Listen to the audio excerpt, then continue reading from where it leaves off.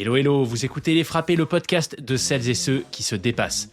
Je suis votre hôte Loïc, ancien sportif de haut niveau en judo, coach, préparateur mental et amoureux d'activités outdoor en tout genre. Ma conviction, c'est qu'on a tous une petite étincelle de folie et d'audace, une version un peu frappée de nous-mêmes au potentiel exceptionnel qui sommeille en nous. J'ai créé ce podcast pour vous faire découvrir des femmes et des hommes qui ont osé le réveiller. Mes invités sont des athlètes de tout niveau, des aventuriers professionnels, des voyageuses au long cours, des entrepreneuses ou encore des militaires, des forces spéciales. Leurs témoignages au micro du podcast sont de puissantes invitations à passer à l'action. Attention, une écoute régulière peut entraîner des changements positifs irrévocables dans vos vies.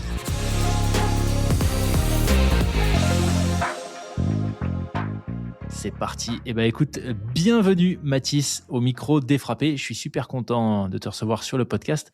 Il était temps, j'ai envie de te dire, parce qu'on avait échangé, je pense, il y a bientôt un an peut-être. Ouais, ça doit faire presque un an pour la première fois quand tu m'avais envoyé ce premier message sur LinkedIn. Oui, bonjour Loïc. Ouais, un petit peu moins. Un petit peu moins. Mais voilà, ça arrive enfin.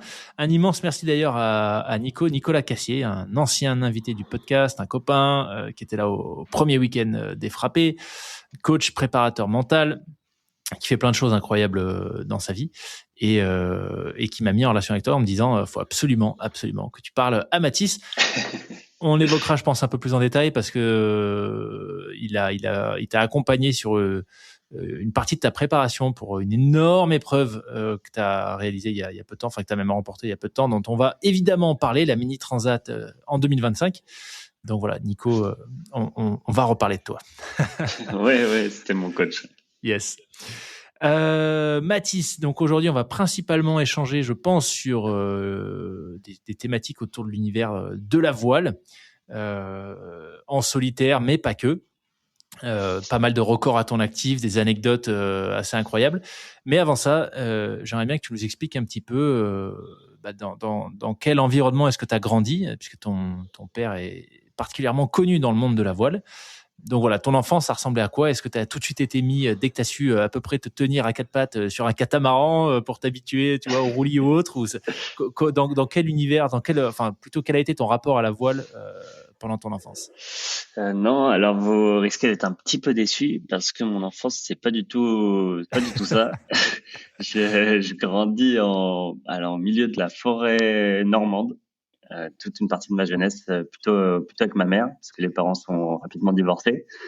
Et la voile, c'est vraiment pas dans notre tête jusqu'à 12-13 ans. Il y a quelques stages de voile par-ci par-là, mais moi, mon truc, c'est je fais du foot dans mon petit village entouré de vaches. Je grimpe aux arbres et j'aime bien le tennis. Donc, non, ça vient vraiment plus tard. Et après, c'est plutôt mon père. Alors, il a cette spécialité de faire du catamaran au large, faire des grandes distances avec son catamaran. Et il nous embarque quand même pendant 2 semaines en vacances l'été sur ces petits catamarans. Alors, je me rendrai compte plus tard qu'en fait, il testait des choses pour se préparer pour son tour du monde et que nous, on était un peu les cobayes pour venir tester ces trucs avec lui.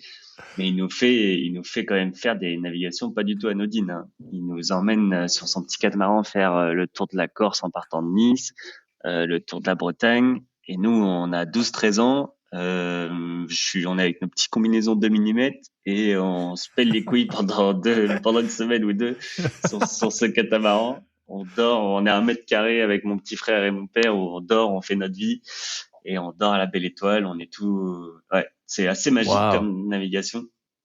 Parce que quand tu dis petit catamaran, pour que les gens se rendent bien compte, j'imagine que c'est pas le catamaran de tourisme que tu loues dans les ports où tu as 3 cabines de douche.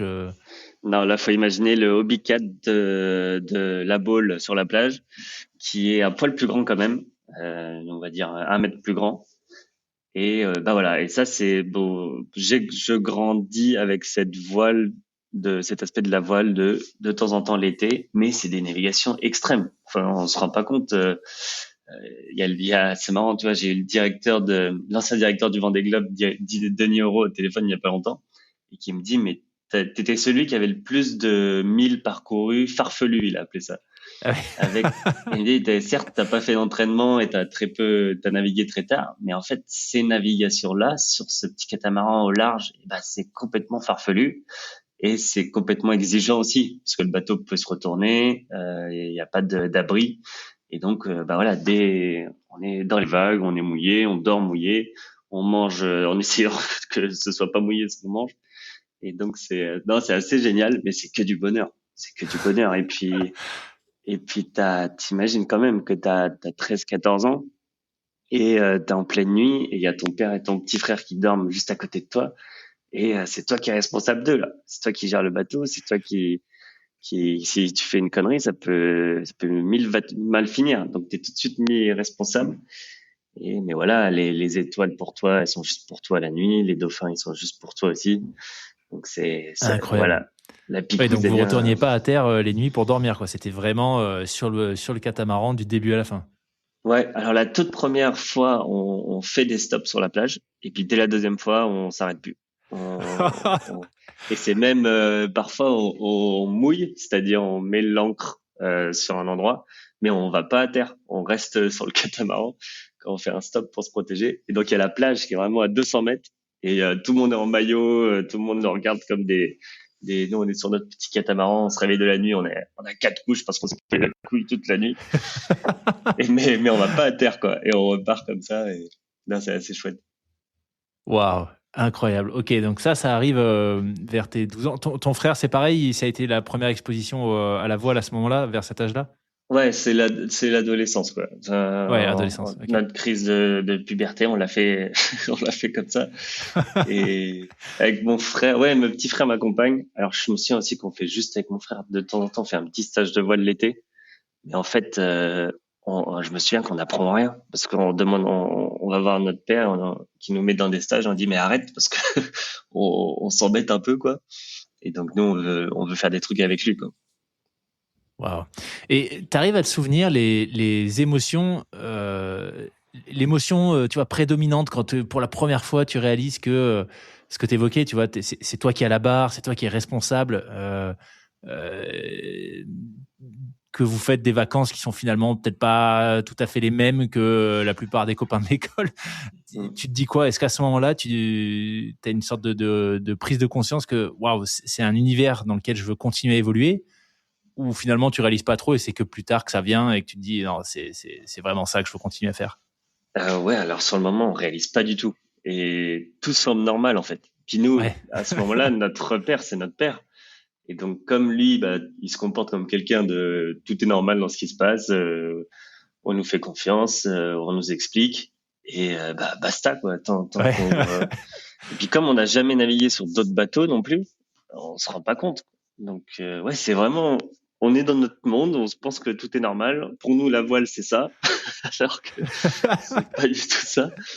Et je m'en rendrais compte, mais très tard, je m'en rendrais compte, bah là seulement il y a 3, 4 ans en faisant du mini, donc un monocoque avec un abri qui chavire pas, que c'était pas tout à fait normal.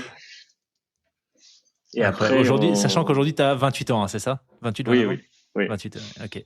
Donc pendant une bonne ouais 6, 7 ans, je suis dans la naïveté de je comprends pas trop pourquoi les gens vont naviguer, mais non c'est et après le désir d'en faire plus d'une façon plus intense, ça vient plus tard avec les études. Je sais pas Ouais. si on en reparle. Ouais, ouais, parce que du coup, tu as fait quoi? T'étais en sport-études, t'étais scolarisé normalement entre guillemets, parcours classique? Ouais alors les parents voulaient pas que je fasse de voile ni que je fasse sport-études. OK. C'est alors que eux étaient vraiment le père comme la mère, hein, faisaient des aventures assez incroyables et que du sport, mais ils voulaient cette sécurité des études et que bah voilà la voile limite j'avais 12 ans qu'on me disait que j'ai commencé trop tard pour être champion.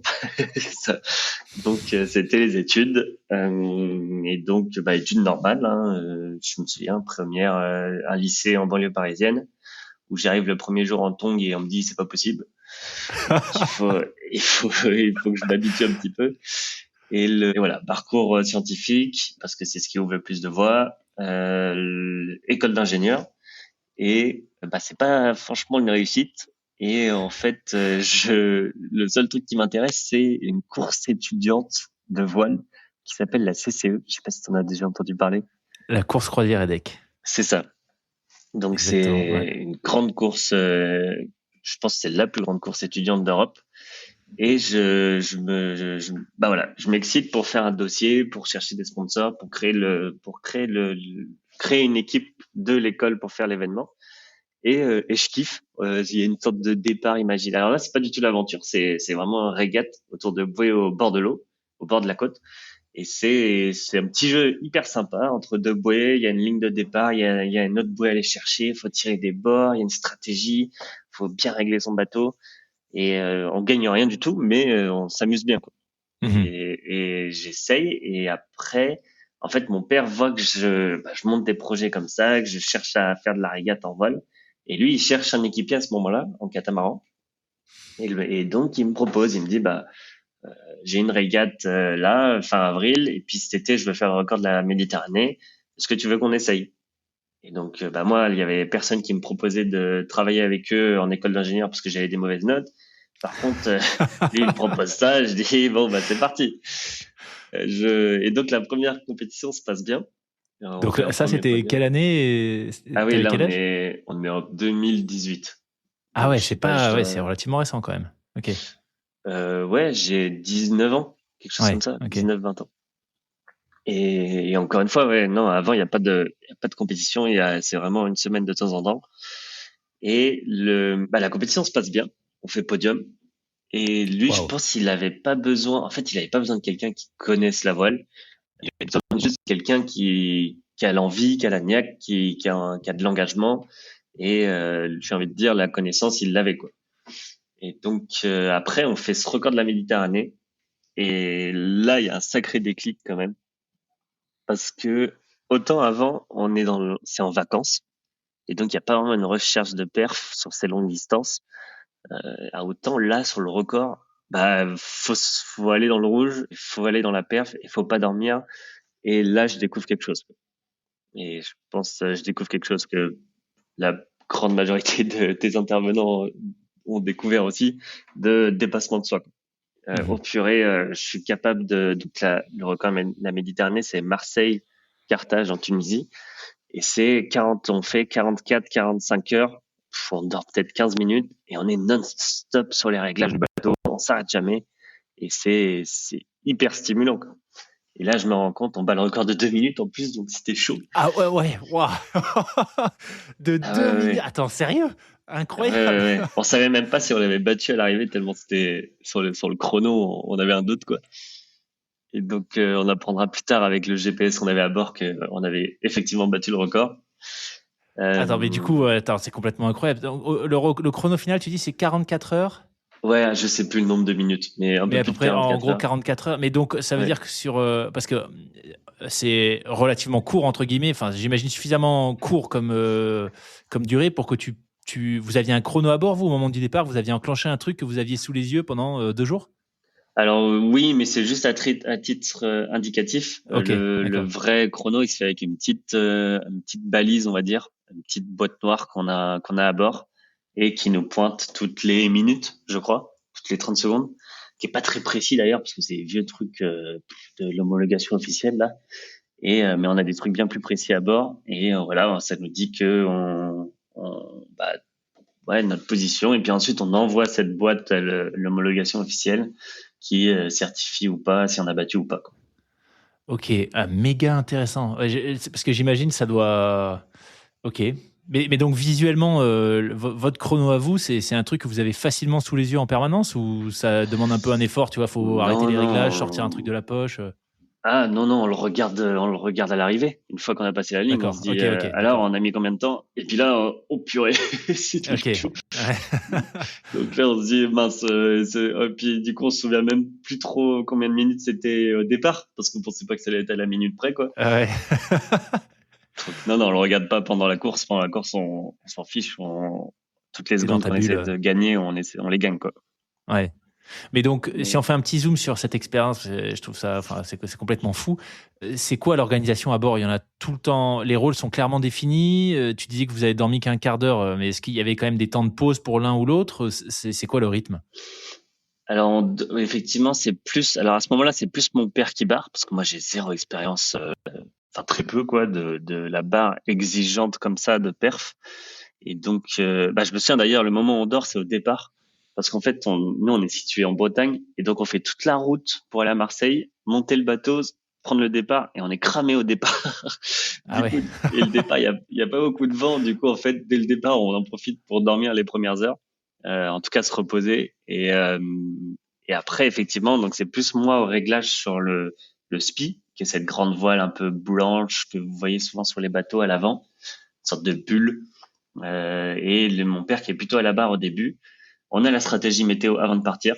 Ça, on sait où est-ce qu'on va aller, quand est-ce qu'on va changer de direction ou pas, quand est-ce que le vent va monter aussi. Donc ça, sur les 2 jours qui suivent, on est plutôt au clair. C'est pas assez long pour que ce soit de l'inconnu. Ouais. Je suis chargé des réparations, des manœuvres, parce que quand on barre, on peut pas faire grand chose. Donc quand mon père barre, il est à l'arrière. Je dois lui aller chercher la nourriture pour le nourrir, le père aussi. Et donc, et voilà, ça s'organise comme ça. Et effectivement, en fait, on dort pas parce que c'est le moment où on arrête de réguler les réglages et c'est le moment où on ralentit si on régule. Donc le but, c'est ce qui sera valable aussi en solitaire sur la Mini, c'est quand tu dors, tu régules plus le bateau, donc tu Ouais. vas forcément un peu moins vite. Et donc voilà. Et comment cette notion, tu vois, de réglage permanent du bateau, comment la nuit, comment tu gères ça? Parce que attention, je suis pas un expert, mais je sais que visuellement, il y a quand même pas mal d'indicateurs que tu peux utiliser pour régler ta voile, etc. Et la nuit, vous avez quoi? Vous avez des frontales pour éclairer le SPI, par exemple, ou d'autres éléments du bateau, ou c'est vraiment tout au feeling, à la sensation de vitesse? Ouais, c'est beaucoup au feeling. Ouais, la sensation, on aime bien dire la sensation dans les fesses, en fait, quand tu barres. Un peu comme les pilotes en voiture, ils sentent le mouvement de la voiture, qu'est-ce qui va pas. Là, c'est un petit peu pareil avec le mouvement du bateau et on arrive à un peu détecter l'équilibre, qu'est-ce qu'il faut changer dans les voiles. Et après, la nuit, ce qu'il faut savoir aussi souvent quand on est au large comme ça, c'est qu'on a souvent la lune qui est Ah claire. oui. Et donc, Ouais. on arrive quand même à voir un petit peu les voiles, sauf quand c'est une nuit noire. Et là, c'est vraiment, on voit rien. Mais on arrive quand même un peu à détecter. Puis si on a un doute, effectivement, on allume un petit coup la frontale et on vérifie. Ouais. Ok. Impressionnant. Ok, donc là, tu avais même pas 20 ans. Première fois, donc première expérience comme ça, on va dire un peu de l'ultra, où tu testes tes limites, où tu vas peut-être plus loin que ce que tu imaginais qui était possible. Ah Derrière, il se passe quoi? Vous échangez avec ton père sur ce que vous avez vécu et vous vous dites, il faut qu'il y en ait d'autres comme ça? Ou c'est quoi la conversation qui découle, tu vois, de cette expérience partagée? alors, t'as raison qu'il y a un sacré déclic parce que je me souviens derrière, je vais pas au partiel. Je fais Ah ouais, pas. carrément. Ah oui, oui, je vais pas au partiel. Je quitte ma petite copine. Enfin, il y a vraiment un avant et un après, quoi. Et je veux plus aller en école d'ingénieur parce que il y a pas le temps pour naviguer quand on est en école d'ingénieur. Et je me tourne vers des études de commerce. Désolé les gars, mais voilà, on travaille un petit peu moins en commerce pour pouvoir faire plus de bateaux. Et donc, ouais, il y a vraiment un déclic avant après. Et T'es même, allé dans quelle école, du coup, par curiosité? je suis passé alors les deux sont très bien, hein, de l'ESME Sudria en école d'ingénieur à l'ISG en école de commerce. Ok, ok.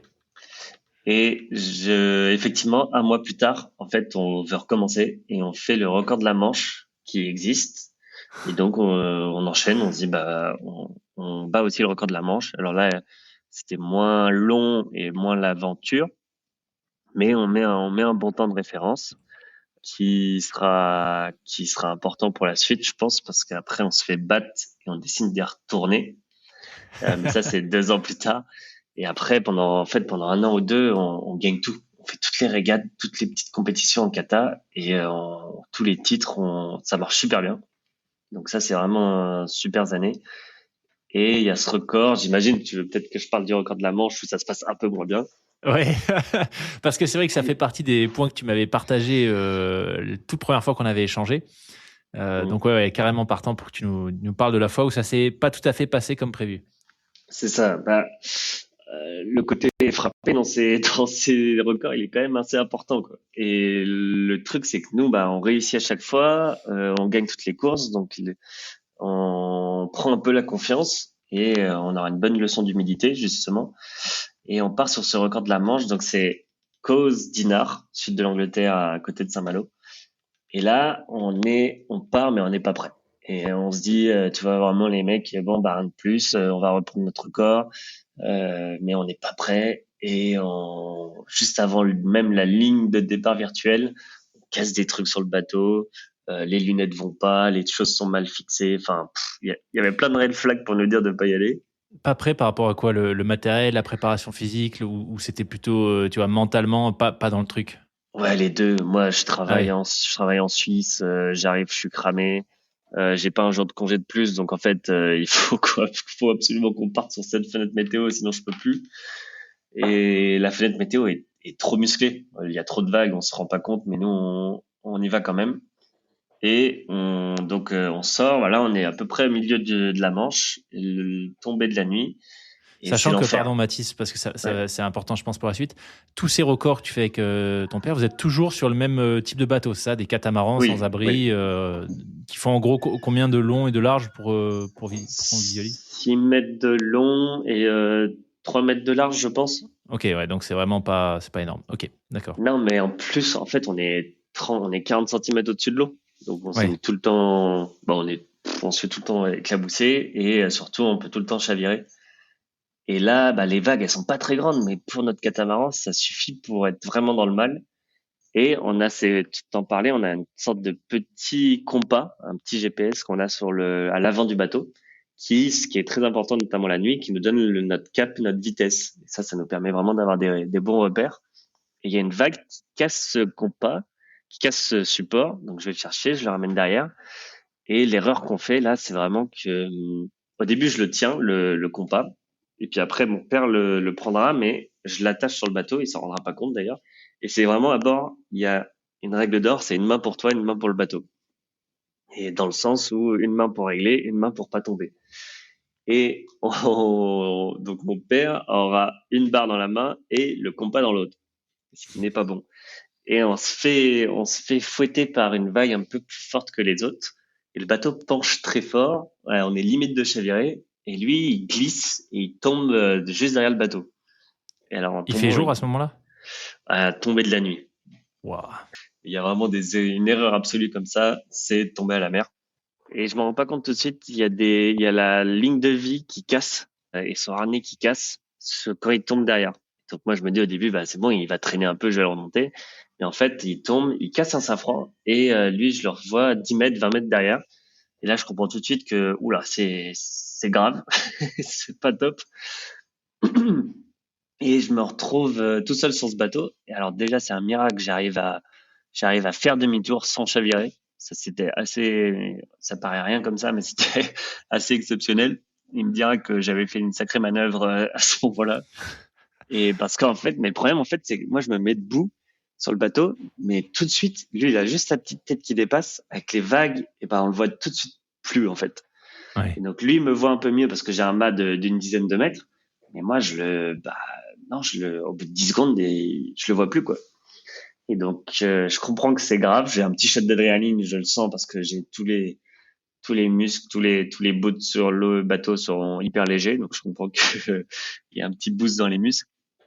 Je fais demi-tour, j'ai ce petit repère avec les nuages et je me dis, bon, bah, il est par là. Va falloir que je regarde. Ce Là, petit c'est, repère avec les nuages, c'est hyper intéressant ça. C'est-à-dire que quand tu as vu qu'il dérivait, qu'il était à 10-20 mètres derrière toi, que tu voyais plus que sa ouais. tête, tu as eu le réflexe de regarder la forme des nuages dans cette direction, c'est ça? Ouais, c'est le seul repère vraiment que tu peux avoir sur l'eau, c'est le Ouais. ciel. Et donc, c'était tout de suite prendre une forme, ouais, prendre un axe et se dire, j'ai pas pris un cap, t'as raison, j'ai pris les nuages. Parce que là, tu vois la côte ni d'un côté ni de l'autre de la Manche à ce moment-là. Non, non. Et donc, coup de chance incroyable parce que du coup, je fais demi-tour et même avec le safran cassé, j'arrive à remonter un peu au vent où je veux aller. Et je retrouve, on avait de la chance, on avait des casques whip orange qui se voient un peu fluo. Et donc ça a fait qu'à un moment, pouf, je vois une petite bouée orange, un petit truc qui ressort et c'était lui, c'était sa tête. Et j'arrive à me rapprocher. Là, ce qui est top aussi dans cette histoire, c'est que comme on avait visualisé, on avait fait un peu un travail justement de visualisation avant, on avait imaginé qu'il y en ait un qui tombe à l'eau. Et du coup, on n'avait pas du tout stressé, quoi. Je me souviens, ni lui ni moi, on était vraiment resté très calme. Et ça, on avait même, on avait imaginé qu'il tombe à l'eau. Alors, on avait plutôt imaginé que c'était moi qui tombe à l'eau parce que lui avait pas trop du monde et c'était un peu le Mike Horn des mers. Et du coup, en plus, c'est lui qui avait toutes les balises de sécu sur lui, en se disant, bah si c'est moi qui tombe à l'eau, il saura me retrouver. Et, et du coup, alors moi, j'avais rien à bord. Et lui, quand il tombe à l'eau, sa poche se déchire et il y a toutes ses balises qui coulent dans l'eau aussi, quoi. Donc en fait, lui, il avait Ah plus ouais. rien et moi, j'avais plus rien non plus. Ça, on s'en est rendu compte après coup. C'était pas terrible. Et bah voilà, je me rapproche de lui. Et là, alors vous ne voyez pas, mais moi, je fais plutôt 75 kilos et lui 120.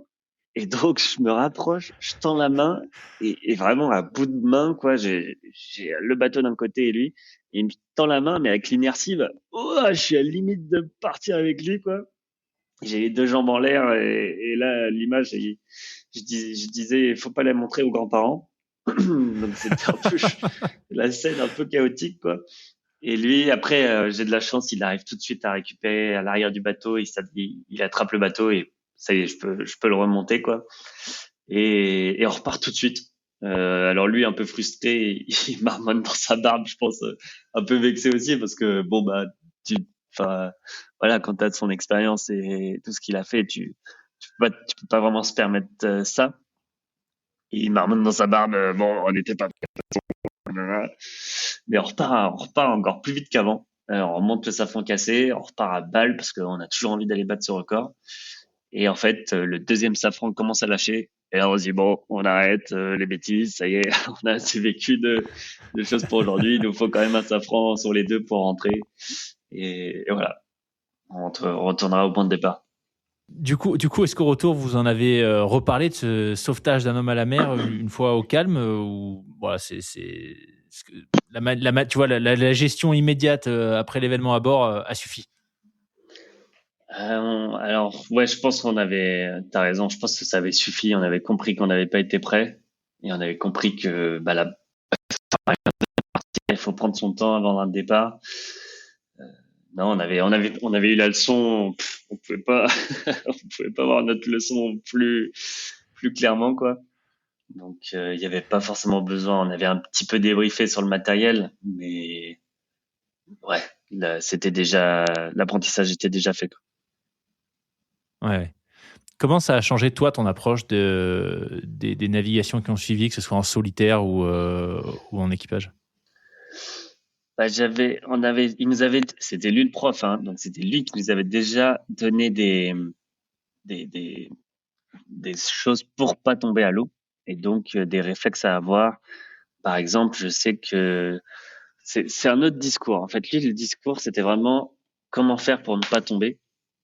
Et du coup, c'était se déplacer à genoux au lieu de se déplacer debout, toujours être attaché quelque part, ne pas faire confiance à un antidérapant, toujours mettre son pied sur des endroits fixes pour pas glisser.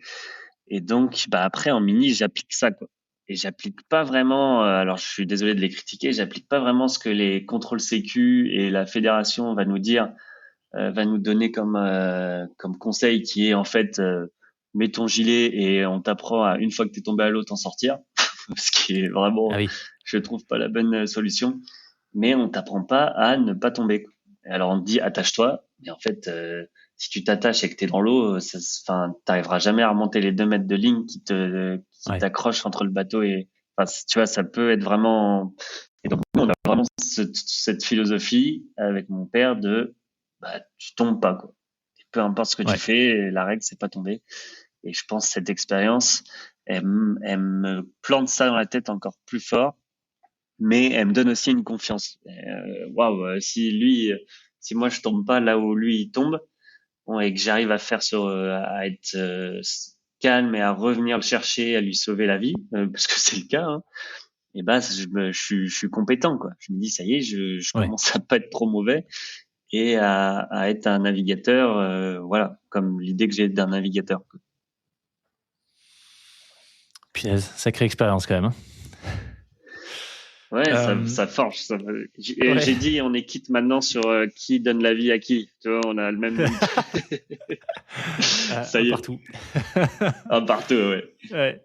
Tu as évoqué rapidement le fait que quand tu es arrivé au départ de cette tentative de record, enfin de cette deuxième tentative de battre le record qui avait été battu par rapport à votre propre record, tu disais que tu es arrivé de Suisse. Du coup, par curiosité, c'est un choix pro pour ton taf à toi. Tu as suivi ta compagne. Et vous faites quoi en Suisse?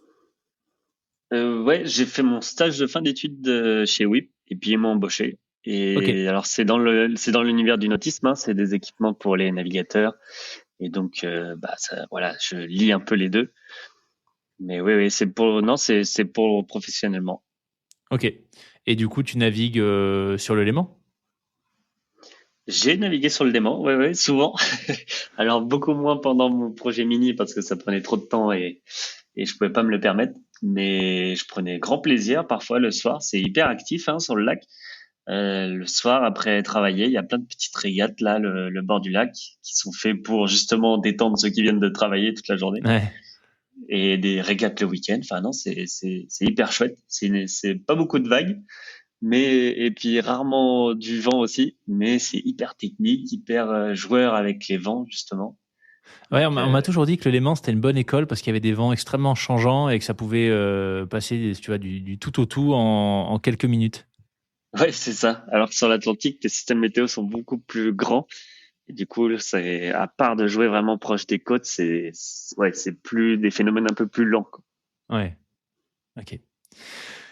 La Mini Transat, est-ce que tu peux nous faire un peu un... Alors, dans l'univers des voileux, je suis désolé pour ceux qui nous écoutent qui sont dans l'univers de la voile, tout le monde connaît cette course, un peu comme l'UTMB en ultra trail. Est-ce que tu peux nous présenter brièvement la Mini? Quand est-ce que toi, t'en as entendu parler et à quel moment est-ce que tu t'es dit c'est le projet que je veux mener maintenant? Ouais, alors effectivement, je saurais pas donner une comparaison avec le trail, mais alors, on peut assimiler ça un peu à la Formule 3. Il y a le Vendée Globe, c'est la Formule 1. Il y Ouais. a d'autres courses avec des bateaux un peu plus petits, Formule 2, et la Mini Transat, c'est vraiment cette porte d'entrée qui, ouais, la Formule 3, ça correspond bien. Et c'est aussi la course où bah, beaucoup de ceux qui ont fait le Vendée Globe l'ont faite, et quand tu leur demandes c'est quoi la meilleure course, ils te disent souvent la Mini Transat. Ah oui. C'est vraiment, ils ont souvent des étoiles dans les yeux quand ils en parlent. Et quand je commence à m'intéresser à la voile, d'ailleurs, que je commence à regarder des choses et lire des choses, bah, en fait, à chaque fois, ils ont des étoiles dans les yeux quand ils parlent de leur mini, et que c'est l'aventure, et que c'est le début des grandes choses. Et donc, j'en entends parler comme ça. J'en entends parler aussi parce que mon père l'a gagné il y a 30 ans, en 95, en 95, pardon. Et du coup, bah, je sais que mes parents se sont rencontrés pendant la mini transat, et voilà. Du coup, ça reste un peu. Je sais que il y a la mini transat qui existe.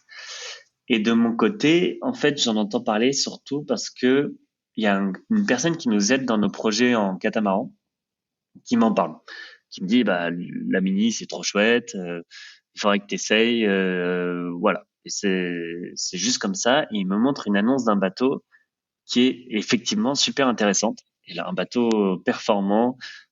Donc, je commence à m'intéresser au sujet. Et là, bah, faut se rendre compte que c'est quand même un autre univers. Moi, je voyais souvent un peu ça de loin parce que entre le catamaran, le multicoque et là, le monocoque, bah, voilà, c'est vraiment une autre façon de naviguer. Mais ça m'intéresse et je vois cette annonce du bateau et je me souviens, je réquisitionne mon père pour aller visiter le bateau.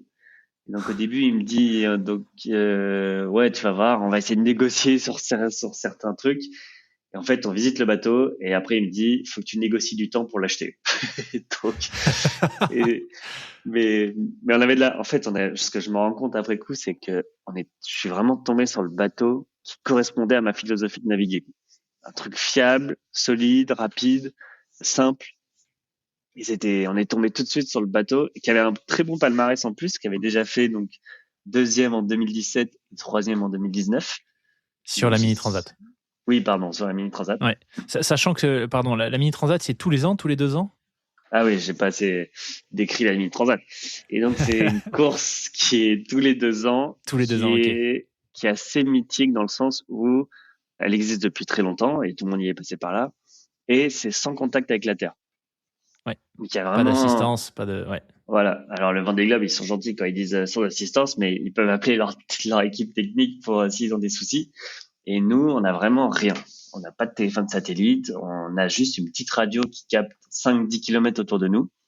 Et aussi un petit radar pour détecter l'AIS, pour détecter les cargos, si vous voulez, pour pas qu'ils nous rentrent dedans. Mais c'est tout. Et c'est sur des tout petits bateaux, ça aussi c'est assez spécial, des petits bateaux de 6,50 m. Alors c'est pas beaucoup plus grand que les catamarans, du coup ça me changeait pas trop, mais c'est des petits bolides hyper techniques. Alors il y a deux catégories, il y a série et prototype.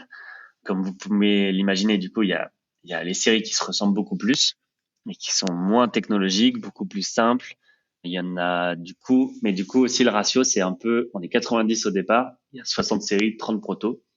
Et Ok. les séries, ça se joue beaucoup plus au détail. Comme les bateaux se ressemblent plus, c'est plus serré et la compétition est plus intense. Ils sont plus côte à côte, quoi. Ça se joue vachement au détail sur la météo aussi. Du coup, ils sont plus assidus là-dessus. Donc, tu as Parce un que, classement série, un classement proto à voilà. la fin? Ouais, ok.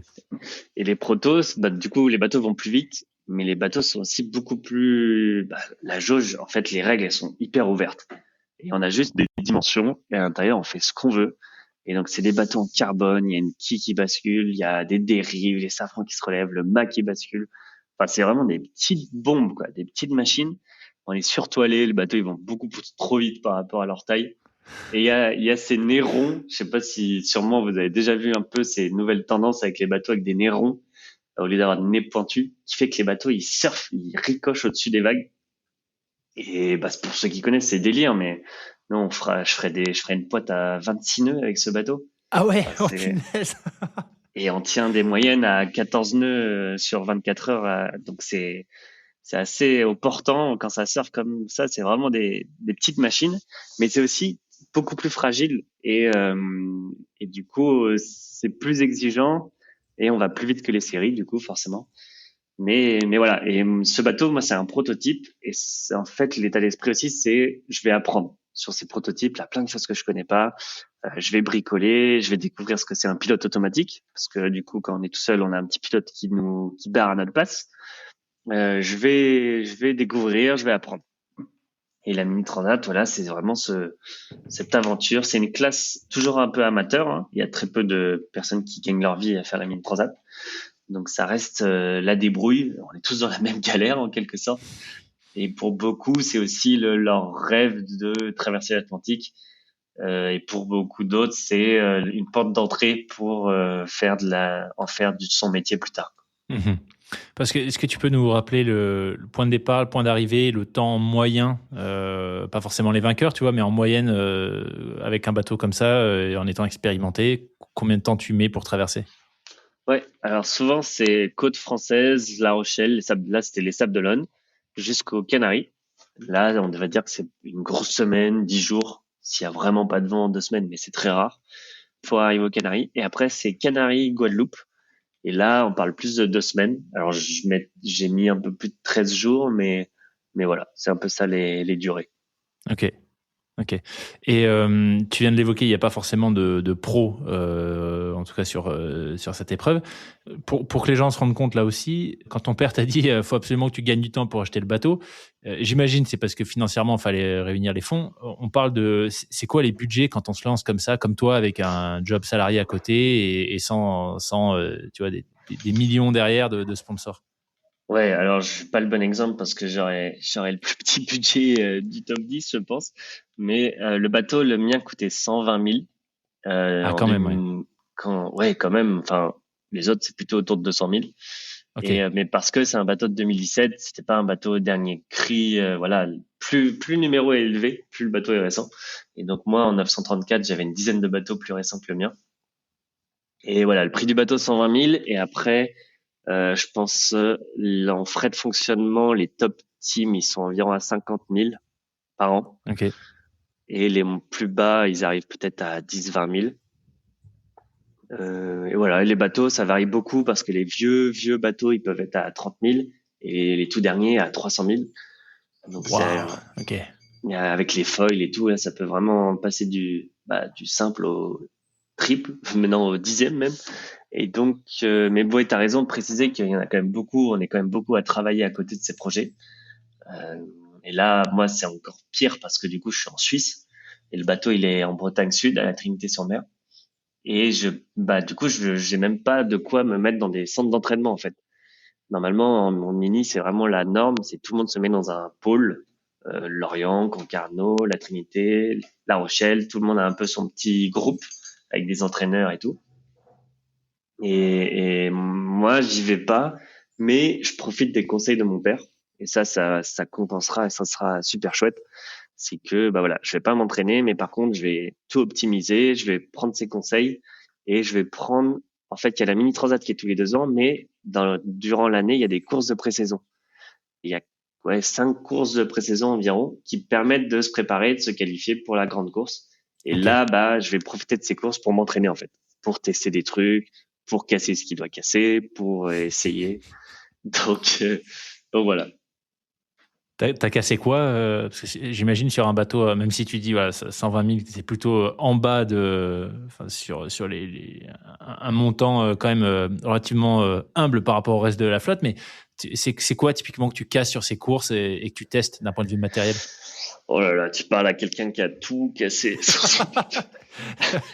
Vraiment, mais à un moment, je me souviens même, on se regardait avec mon père, je me dis, mais là, le prochain truc qui casse, c'est le mât, c'est la coque. Il y a, t'as tout pété, quoi. Et, ouais, en fait, alors, il faut savoir, la coque, elle fait, moi, j'ai 3 millimètres de carbone entre mes fesses et l'eau quand je suis dans la coque. Donc, c'est vraiment des Waouh. bombes, quoi. Le bateau, il fait 800 kilos. En fait, je suis 10% du poids du bateau. Donc c'est vraiment des petites bombes, quoi. Les architectes, ils sont assez incroyables sur ces bateaux. Et on 3 casse quoi? millimètres de carbone. Mais donc, typiquement, là, pardon, mais pour faire un zoom sur ça, la coque, selon comment tu tapes les vagues, etc., le carbone, il ploie un peu, ça bouge ou c'est ultra rigide? Non, non, c'est hyper rigide. Et Ok. d'ailleurs, on se casse tous les dos et les fesses parce que tout résonne dans toi, quoi. C'est toi qui est l'amortisseur. Mais non, non, c'est hyper rigide. Les cloisons à l'intérieur permettent d'être rigides. Puis, alors, il y a du carbone, mais aussi une mousse qui permet de rigidifier. Ok. Une sorte de petit sandwich, on va dire. Et non, non, c'est hyper dur. Alors moi, j'ai par exemple à un moment sur la première étape, effectivement le carbone à l'avant de la coque qui cassera un petit peu, qui s'enfoncera un peu, et donc je suis obligé de faire une petite réparation. Mais voilà. Et qu'est-ce qu'on casse? Bah on casse les voiles. Moi, je casserai quelques voiles. Il suffit que la voile tombe dans l'eau et tout de suite il y a des risques que ça se déchire ou qu'elle soit vieille. On casse les aériens qui sont les girouettes qui nous donnent le vent, qui sont aussi des pièces très sensibles. On casse les dérives, les safrans, parce que c'est pareil, il suffit qu'il y ait beaucoup de force dessus pour que ça grignote le carbone et que ça casse. Je vais casser de l'accastillage. L'accastillage, c'est tout ce qui est les poulies, les taquets, là où on met les cordes, les bouts qui Mhm. sont sur ce bateau. Les cordes aussi, les bouts, tout ça, ça va casser. Donc, faut les changer régulièrement. Il y a le pilote automatique qui coûte très cher aussi. Et je casserai, alors c'est marrant que t'en parles parce que je casserai la quille notamment. Et Ah ouais. ça, et ouais, la quille, Comment tu fais alors, pour péter la quille? eh bien, comme un idiot, je vérifie pas vraiment. Faut savoir qu'on n'a pas de GPS à bord non plus de carte. On n'a pas de carte numérique. On a des cartes Ok. marines papier, mais on n'a pas, et on a juste un GPS qui nous donne notre position. Mais on n'a pas vraiment plus que ça. Et du coup, à part mettre des waypoints tout le long de la côte pour dire attention, ici c'est la côte, bah parfois c'est pas assez précis. Et moi, j'ai tapé un petit caillou. Et du coup, ça a fissuré la quille, qui est pas cassée, qui est pas tombée du bateau, hein, ça allait, mais fissuré suffisamment pour que ce soit un danger de la garder. Et ça sera ma plus grosse galère parce que une quille, ça coûte cher et l'assurance, elle aime pas. Et du coup, l'assurance me vire. Et en fait, si j'ai plus d'assurance, je peux plus naviguer. Donc ça, L'assurance te vire. Ah ouais, carrément. D'accord. voilà, je suis pas un client rentable, donc il se, il me dégage du contrat.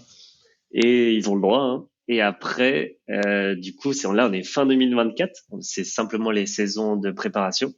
Mais il faut que je retrouve une assurance pour la mini transat. puis même pour les courses qui vont arriver, quoi. Ça, ce sera vraiment dur parce que du coup, tout l'hiver, je vais chercher des assurances et je vais galérer, quoi. Et en fait, je pense aussi quand t'es viré comme ça d'une assurance, ils doivent se passer le mot, c'est pas possible. Ouais, une base Parce de que, données. Ouais. ouais, il doit y avoir quelque chose parce qu'en fait, derrière, c'est impossible d'en retrouver une. Et j'harcèle tout le monde. Et l'hiver, là, c'est un peu dur. Puis j'ai ma femme qui est enceinte et tout, donc plus de thunes, plus d'assurance, plus rien. Et puis je suis frustré parce que j'ai le projet, certes, j'avais pas gagné de course, mais je montais en performance, quoi. Et Tu je voulais pas que sentais ça au s'arrête. fil des 5 courses là, de pré-saison que c'était de mieux en mieux? Côté C'est perf, ça. sensation et tout, ouais, ok. Ouais, et puis on parlait de la casse, je cassais jamais deux fois la même chose. Du coup, je me Ok. disais, bah, je fais que de progresser, quoi. Mais bon, après, on se devinait ce que j'allais casser après aussi, quoi. Mais voilà. Et du coup, eh ben, c'est compliqué, mais bah, je rencontre notamment Nicolas Cassier, du coup, mon préparateur mental, qui me proposera ses services pendant l'hiver, au bon moment, parce que là, j'étais vraiment au fond. Comment vous êtes rencontrés d'ailleurs, par curiosité? C'est Nicolas qui vient, je crois, il est tombé sur une vidéo Instagram ou un truc comme ça, et il me proposera ses services comme ça sur Instagram pour. Il avait jamais fait de navigateur et je crois que ça l'intéressait, quoi. Trop bien. Trop bien. Ok. Bah écoute, avant qu'on parle de Nicolas et de la partie prépa mentale, donc tu disais l'hiver, j'imagine que tu finis par retrouver une assurance et pouvoir réparer ou changer ta quille.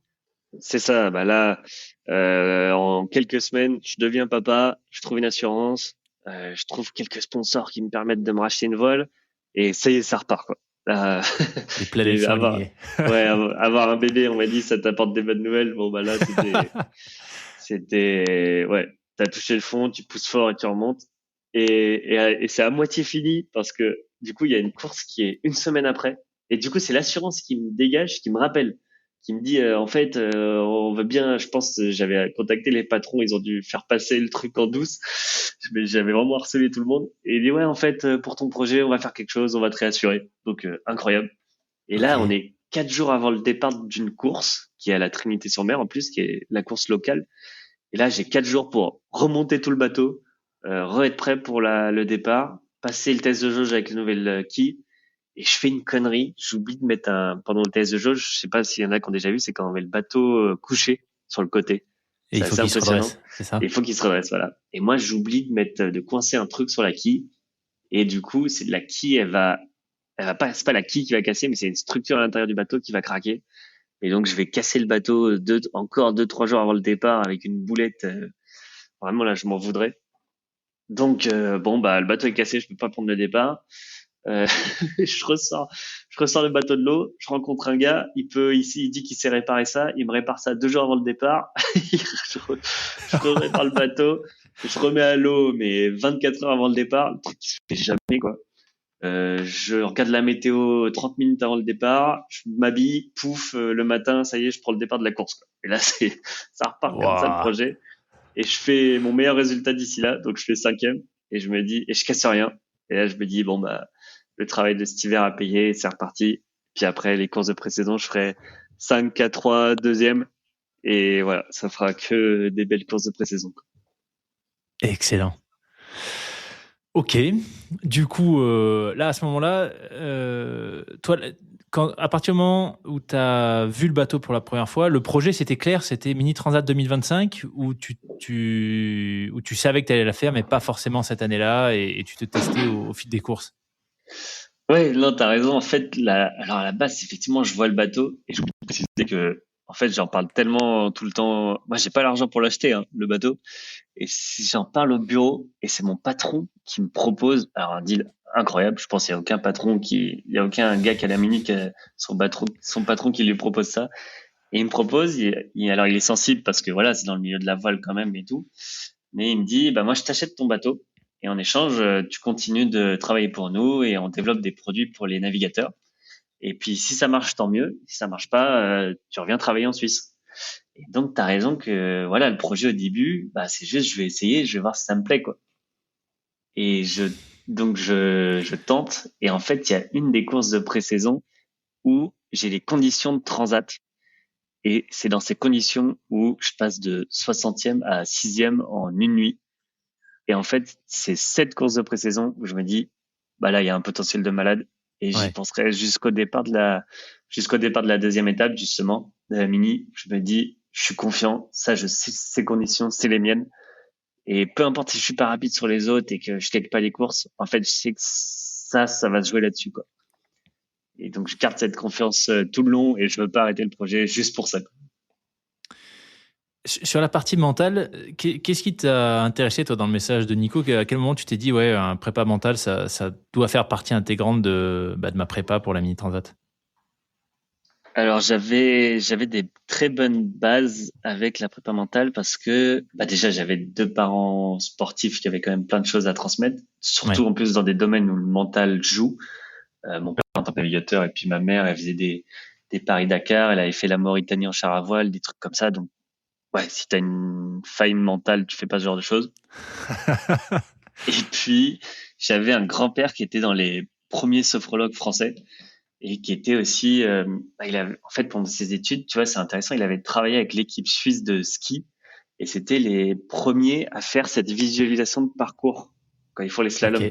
Ouais. Et suite à ça, ils ont tout gagné parce que, bah, voilà, c'était les premiers à appliquer ce genre de choses et il me transmettra ça depuis tout petit. Et moi, je me souviens, j'ai 10 ans et en fait, on fait déjà de la prépa mentale. Et il me fait faire des scans, il me fait faire de la méditation, il me fait faire de la visualisation avant mes petits matchs de tennis, de matchs comme communal quoi, entre villageois. Et mais je fais déjà de la prépa mentale. Et donc, bah, je pense que j'arrive avec des super bases avec Nico. Mais bah, il y a un truc qui est quand même fondamental, c'est que tu sais toujours que tu sais pas tout quoi. Et Mhm. donc, je me disais, bah lui, c'est son métier, forcément que je vais pouvoir pousser le bouchon encore plus loin et que bah, je perds rien à essayer, quoi, on verra. Quoi. Donc voilà, ça part comme ça et bah il s'avère qu'effectivement, Nico, il donnera des. Moi, j'estime que j'avais le niveau 1 de la prépa mentale et en fait, avec lui, on passe au niveau 2. Quoi. Non, mais on élève tout au niveau supérieur. Vous avez travaillé sur quoi en particulier? Enfin, est-ce que toi, tu avais identifié déjà des aspects, tu vois, de la course, de tes projections, etc., sur lesquels tu voulais t'améliorer? Alors, c'est lui qui m'a fait m'en rendre compte. Hein. Moi, je voyais pas tout forcément. Il y avait beaucoup, comme c'est mon père qui m'a appris à naviguer, il y avait aussi beaucoup ce truc de bah, naviguer comme à sa façon, à sa manière, parce que lui, il Mhm. nous enseignait sa manière de naviguer. Quoi. Et puis il y avait, alors j'avais pas trop ce problème du nom de famille, ça je pense ça allait. Ça j'avais pas peur de perdre ou de décevoir parce que le fils de Bourgnon, il doit forcément gagner des trucs de voile. Moi, je savais que j'avais grandi en faisant du basket et que la voile c'était pas forcément ça quoi. Mais voilà. Et après, il y avait, alors on a travaillé beaucoup sur, en fait, bah, lui, c'est beaucoup l'identité, quoi. Et c'est regarder les angles morts que t'as pas vus et quel navigateur tu veux être. Ça, c'était vraiment la grande question. Qu'est-ce qui est OK pour toi? Qu'est-ce que tu voudrais mettre en place? Apprendre à faire des choix. Et puis, ce que je trouvais génial, c'est que tous les outils de prépa mentale, on va dire que tout le monde connaît, ça demande de se mettre dans un certain état. Ça te demande de Mhm. t'arrêter, de réfléchir, de te poser. Et là, ce qui était, je trouve, hyper puissant, c'est qu'en fait, j'allais à la salle de sport avec lui, j'entraînais mon cerveau. Donc lui, c'est beaucoup aussi, il appelait ça la dépolarisation. Ouais. Mais du coup, t'entraînes ton cerveau dans une salle de sport et du coup, quand tu vas sur ta régate, sur ta compétition, t'as pas besoin de te remettre c'est implanté quoi. T'es entraîné et t'as pas besoin de remettre dans un état ou de te recaler sur une respiration, je sais pas quoi, pour que ça fonctionne. Je sais pas si Mhm. je suis clair. Ouais. Ouais. Si. Et c'est vraiment comme si tu étais à la salle de sport, t'as entraîné ton bras pour qu'il soit plus musclé, et derrière tu fais ton exercice, t'as pas besoin de te, voilà quoi. Donc j'arrive, et là, bah forcément beaucoup moins de charge mentale en plus sur les bateaux où t'as le temps de réfléchir, hein, t'as le temps de te morfondre et de te dire bon bah là je suis huitième, c'est pas une bonne résultat. Les gens ils regardent les hauts de classement, ils doivent penser que je suis nul. Tu peux vite avoir ce genre de démarche. Et Ouais. là vraiment le fait de, je sais pourquoi je suis là, je suis concentré, mon cerveau il est entraîné. Si j'ai une galère, si j'ai un problème, il y a aucun, l'émotion elle reste hyper stable.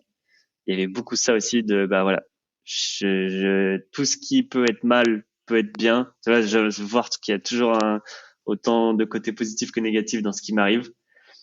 Et voilà, on a vraiment travaillé le sujet en profondeur. Dans quel navigateur je voulais être? Bah, moi, je voulais mettre beaucoup d'engagement. Et donc, j'ai remarqué que de plus en plus, je mettais de l'engagement dans mes courses et j'allais plus loin dans l'effort.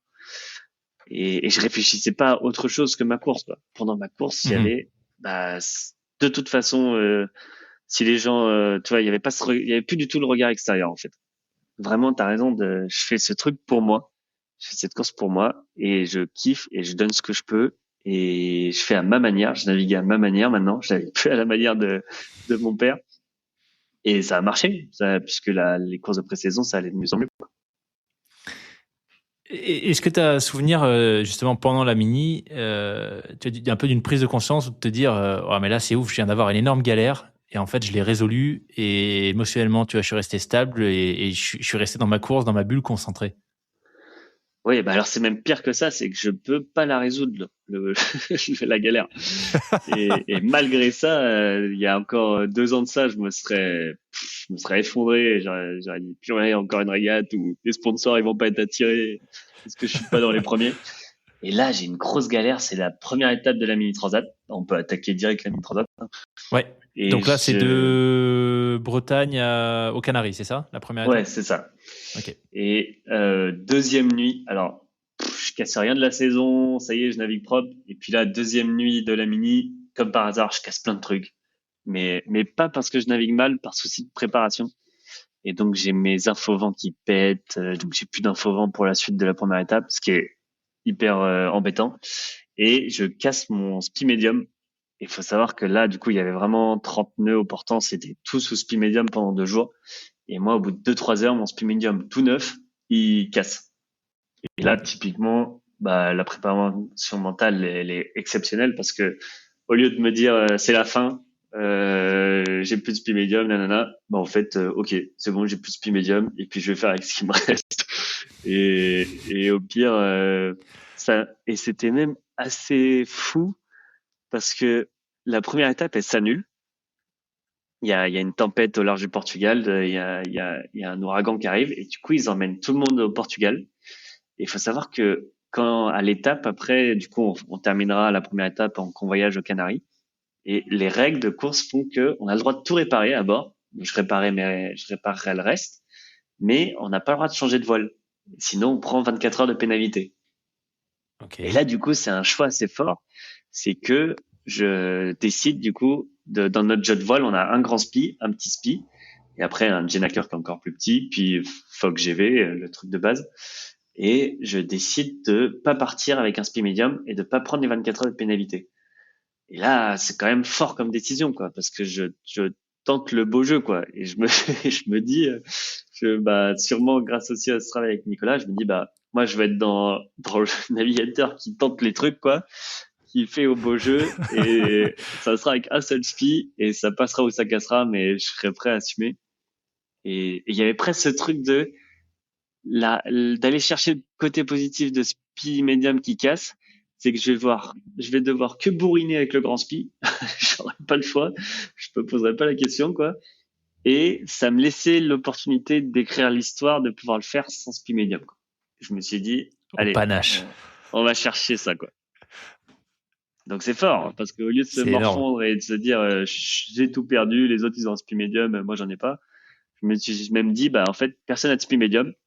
Comme ça, pas de complexe. Et c'était parti, quoi. C'est quoi est-ce qu'il y a un changement de mindset entre la première et la deuxième étape? Chez toi ou en général, est-ce que tu vois, elle est plus redoutée, plus attendue? Il y a une différence dans la course?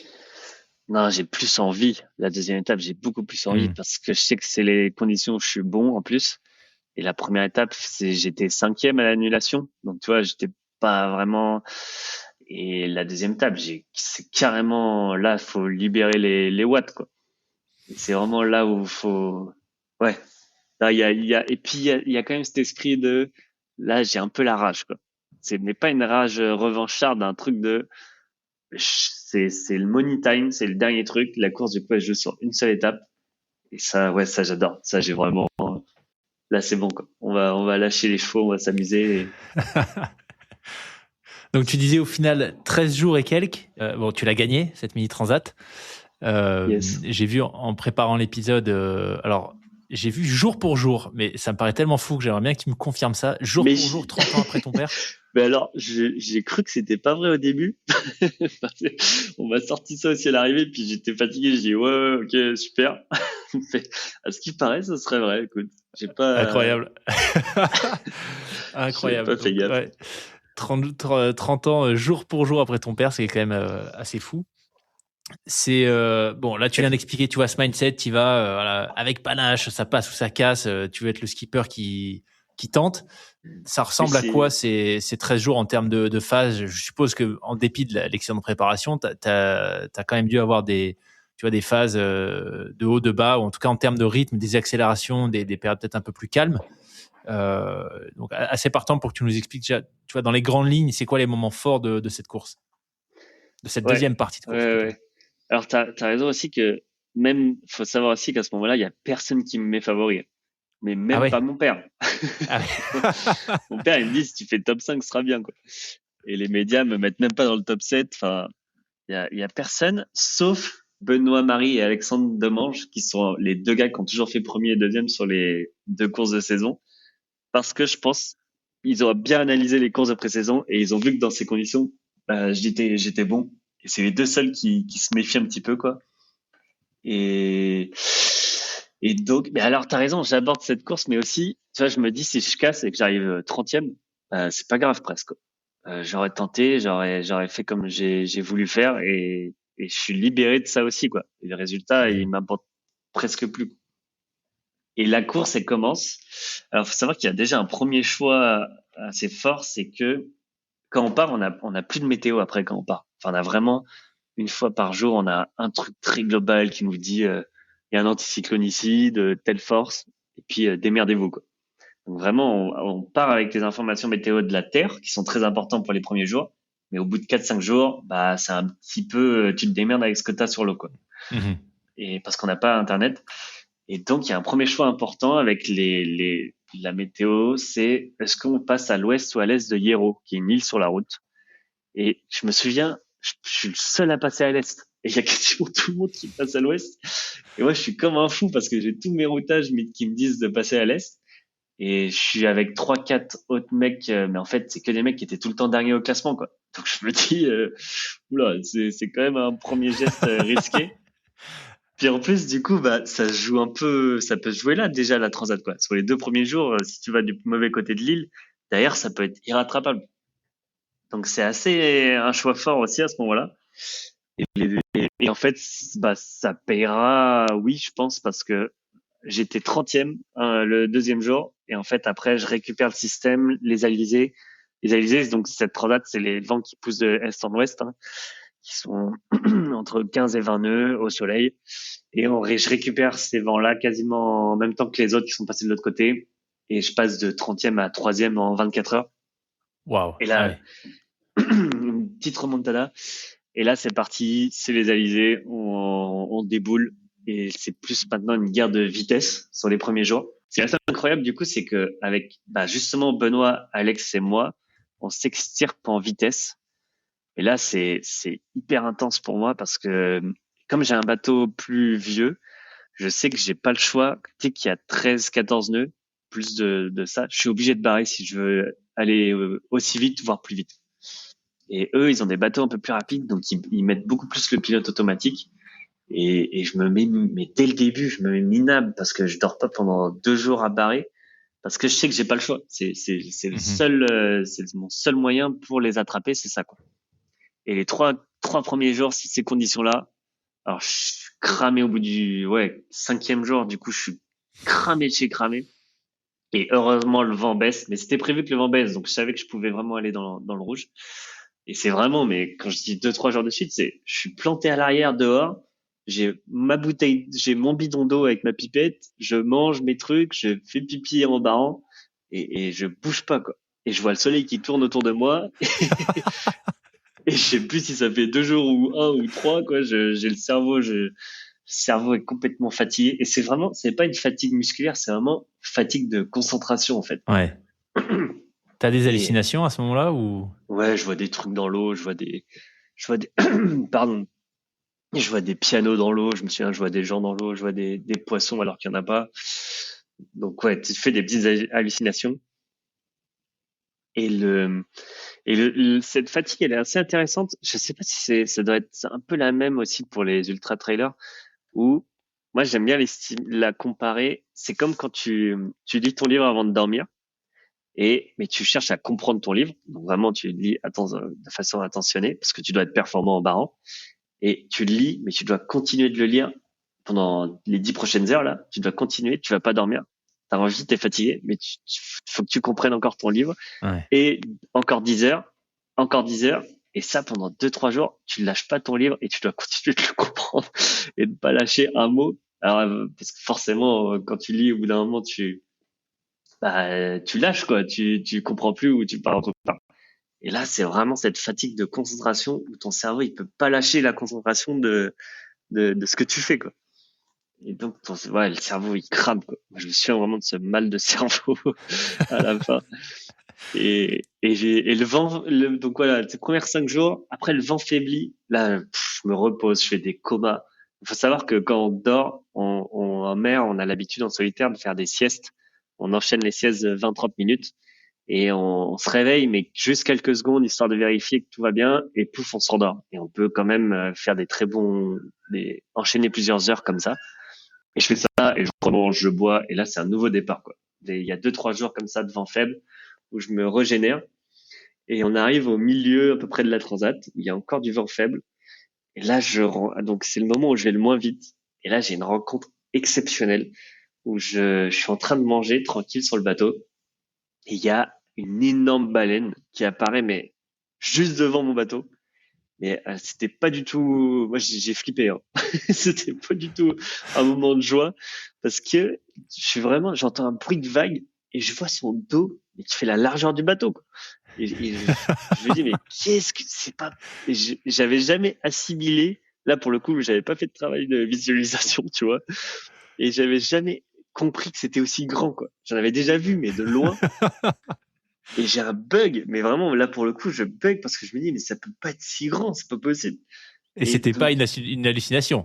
ah non, là j'étais reposé justement, ça faisait 2, 3 jours, je faisais que de manger, que de boire, que de dormir, donc enfin j'exagère, j'étais en régate, mais ça allait très bien. Et t'as raison que c'est marrant parce que pendant une demi-seconde, je me suis dit est-ce que j'hallucine, est-ce que j'ai bien dormi ces derniers temps ou pas? Mais je vois cette baleine et je crie, je dis ah mais dégage, dégage, parce que là faut comprendre qu'à ce moment-là on entend parler des Vendée Globe qui tapent des baleines et tout, mais en fait là c'est moi qui suis fragile. Hein. Donc si c'est elle qui tape mon bateau, bah, c'est mon bateau qui casse. Quoi. Et part, alors vraiment j'ai de la chance parce que je vais vraiment pas vite à ce moment-là. Et elle part. Je sais pas quoi faire parce que comme elle est juste devant, à part choquer les voiles et ralentir, je sais pas quoi faire. Et elle part sur le côté de travers et en partant, d'ailleurs elle est tellement grande que je me dis ça y est, elle est loin. Et en fait elle donne un coup de queue et je me ressens un coup de queue de baleine sur le côté du bateau. Je, je verrai, je verrai la gerbe d'eau et le bout de la queue sur le côté. Le bateau, il penche, je perds l'équilibre. Et là, je me dis, oh là, c'est bon, je suis mort. Moby Dick m'attaque, elle va revenir, elle va se venger. C'est foutu pour moi.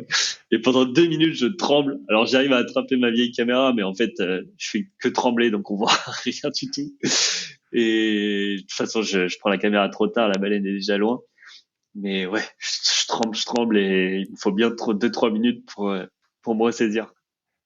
Incroyable. La probabilité est quand même folle de tomber sur ta route, sur une baleine. C'est quand même incroyable.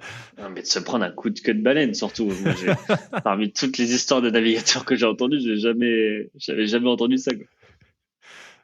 Donc ça, là, c'était 5e jour, hein, c'est ça?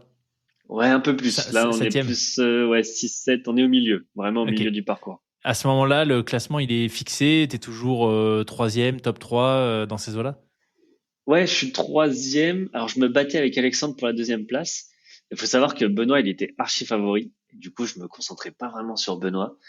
Et on a le classement une fois par jour, un peu comme quand on a notre petite info météo là, Ouais. très très basique. On nous donne aussi un classement, mais en distance au but. Du coup, on peut pas savoir si l'autre il est au plus au nord ou au plus au sud. On peut juste savoir qu'il est par rapport à la Guadeloupe. Et j'entends que je suis troisième. Je me bats avec Alex, deuxième, troisième, jusqu'à la moitié. Et après, ça repart. Après, il y a du vent. Et là, je repars pour des sessions de barre interminables. 2 jours de suite, souvent 2 jours de suite, une petite sieste, 2 jours de suite. Là, c'est vraiment dur aussi, mais je pousse, je pousse, je pousse, et sur les classements, je rattrape Benoît. Et alors, en fait, Benoît, il a un bateau à foil, mais il casse un foil, et il a quelques pépins, ce qui fait que j'arrive à le remonter jusqu'à cette dernière nuit où il y a en fait on se croise, c'est assez incroyable. On est à 50 000 de l'arrivée, donc un peu moins de 100 kilomètres, et on se croise à quelques centaines de mètres dans la dernière nuit. Ah ouais. Et il m'appelle, moi je suis un peu, les conditions sont hyper dures à ce moment-là, les vagues sont vraiment terribles. Donc je suis concentré sur mon bateau, je regarde même pas l'AIS s'il y a quelqu'un autour. Je me souviens, je regarde même pas autour de moi, alors qu'en fait il est à 200 mètres, je vois son feu de mât et je l'avais même pas vu. Et lui, il m'appelle. Et là, il y en a des moments forts. Alors, on n'est pas du tout dans le cliché du vieux loup de mer viril. Là, on est tous les deux hyper fatigués, les voix sanglotantes. Oh putain, qu'est-ce que tu fais là? C'est ouf. Parce qu'on n'a pas parlé avec quelqu'un depuis plus de 10 jours, quoi. Enfin, moi, j'ai croisé personne depuis plus de 10 jours. Donc, je retrouve mon pote là à quelques heures de l'arrivée. C'est exceptionnel. Et lui, il m'annonce qu'il a cassé son bateau et que malheureusement, dans une vague, il a abîmé plus son bateau que ce qu'il était déjà abîmé. Et bah, je suis 2 fois plus rapide que lui. Et lui, il a déjà gagné la mini transat en fait il y a 10 ans. Et il a des mots forts, hyper fair play, assez incroyable. Où bah voilà, il me dit bravo, c'est toi qui vas gagner la mini transat. Je suis content pour toi. Et puis là, du coup, bah, moi, l'émotion qui était restée hyper stable, j'étais trop content d'avoir gardé d'avoir vraiment géré mes émotions pendant la course. Je commence à sortir des petits rebonds, quoi. Des petits sauts d'émotion de, oh purée, je suis en train, il est en train de se passer quelque chose. Et, et voilà. Et du coup, ça se termine comme ça. Je double Benoît à quelques heures. Il arrive en Guadeloupe de nuit, fin de la nuit, vers 4 heures du matin. Et, et alors c'est un peu particulier. Je pense que j'ai un peu du mal à célébrer. Déjà parce qu'on n'en a pas vraiment parlé, mais j'ai ce projet de retour à la voile. Et le retour à la voile, c'est quand même, c'est le truc qui me travaille depuis toujours dans ce projet, c'est de faire ce retour à la voile. Et je pense, ouais, je peux prendre le temps de l'expliquer peut-être, mais normalement, quand on fait cette transat, on met son bateau sur un cargo pour revenir. Mhm. Et il y en a quelques-uns qui ont réussi à revenir au printemps, mais en hiver, il y a personne qui a réussi. Et il y a tout le monde qui me disait que c'était une mauvaise idée. Mais mon père, les directeurs de la Mini, des gars qui ont déjà fait le Vendée Globe, ils me disaient bah non, fais pas ça, c'est trop dangereux quoi. Donc Dangereux par rapport à quoi? Aux conditions de vent, la ouais, mer? Ouais. déjà un petit bateau qui est pas fait pour. Le bateau il est pas fait pour résister à ces conditions. Et on est face au vent, face au courant, et les tempêtes d'Atlantique Nord l'hiver, ça passe pas quoi. C'est trop gros, personne navigue là-dedans. Et mais moi je voulais appliquer aussi ce travail mental de bah, un alpiniste qui monte le Mont Blanc quand il en revient par ses propres moyens quoi. Et Ouais. s'il dit qu'il a gravé le Mont Blanc, il a pas pris un hélico pour en revenir. Et et moi C'est une bonne image. je voulais appliquer ça et dire bah si je suis un navigateur en solitaire qui sait traverser l'Atlantique, le retour fait partie du voyage. Et je vais appliquer ce retour malgré que tout le monde me dit qu'il faut pas. Mais du coup ma mini transat c'est que la moitié. Mais c'est ce que j'allais dire, Et parce que là, tu es passé hyper rapidement sur. Mentalement, là, tu es dans quel état d'esprit? L'arrivée, tu arrives à en profiter? Tu es, dans la célébration quand même? Ou comme tu sais que tu veux tenter ce retour, bah, finalement, comme tu viens de le dire, c'est que la moitié du projet, donc tu vois, tu restes dans ta bulle. ouais, j'ai un peu du mal à célébrer. Hein. Ça, je pense que ça se voit sur les images. J'arrive presque pas. Tu vois, je lève les bras, je me force presque. Parce qu'il y a plein de monde qui sont là et je suis là, ouais, c'est trop cool. Ok. Puis alors, faut se remettre dans l'image que vraiment, on est cramé hein, sur ces arrivées. Et puis, on vient de passer 10 jours tout seul à pas dormir. Donc, quand t'arrives, t'as plein de monde et Et ouais, t'es pas très lucide non plus. Ouais. Et je revois ma famille, je revois mes deux chéris. Je repense aussi, tu sais, à tout le prix que j'ai payé, hein, mine de rien, de faire cette course. C'est pas rien. Donc l'arrivée, elle est un peu, ouais, je suis pas euphorique. Je suis pas euphorique. Puis en fait, je réaliserai que sur le début du retour, quelques jours plus tard, ce que j'ai réalisé. Enfin, il y a ça aussi, c'est que bon bah, je passe ma ligne d'arrivée, bon bah, je prépare mes voiles pour ranger, pour arriver au port et, et la routine quoi. Mais alors s'il y a quand même des moments où j'exulte, c'est à l'arrivée, il y a une sorte de tradition à la voile, c'est que tu fais péter un feu de détresse rouge Mhm. et j'avais quand même mis ça et le champagne du gagnant, tu vois le feu de détresse et le champagne du gagnant, je l'avais tellement mis sur un truc inaccessible que je m'étais jamais vu vivre ce genre de choses, que là, je profite. Là, je suis très heureux et je me permets de ressentir des bonnes sensations. Et du coup, c'est complètement incroyable. J'avais oublié cet aspect. J'étais tellement concentré sur la mini transat que j'avais oublié justement le retour à la voile qui est quand Moi, même complètement c'est le fou. plus dur. Ouais, C'est le bah, plus c'est dur. pour ça. Parce que du coup, comment c'était quoi ton approche? Tu voulais faire un retour à la voile dans les mêmes conditions que l'aller, c'est-à-dire pas de, tu vois, pas d'infos météo, pas de communication, ou tu t'es quand même autorisé à avoir ce lien avec la terre? Ouais, t'as raison de préciser que à la base, je voulais avoir Internet sur le retour et je prends un téléphone satellite avec moi aussi. Bah parce que l'idée là, c'est d'être le premier à y arriver. C'est pas du tout Ouais. performer ou quoi. Je pars avec 50 jours de bouffe à bord. Enfin, je suis là. Autant sur la mini, on a une garde du poids et on prend le strict minimum. Autant là, je suis suréquipé. Et Parce que le 50 jours, parce que tu disais, tu avais les vents contraires, les vents de face, les tempêtes, etc. Mais la trace que tu avais, enfin la route que tu avais imaginée, c'était quoi globalement la même chose mais dans l'autre sens ou t'es passé par ailleurs? non, la trajectoire, elle est un peu inverse. En fait, on va chercher très nord au début. Donc on fait du Ok, plein nord. Et dès qu'on arrive vers les hauteurs de la Floride, on commence à tourner à droite, tourner vers ok. l'est. Et donc, c'est vraiment une courbe dans l'autre sens pour aller chercher, soi-disant, ces dépressions hivernales du nord, là, que je voulais pas du tout aller chercher.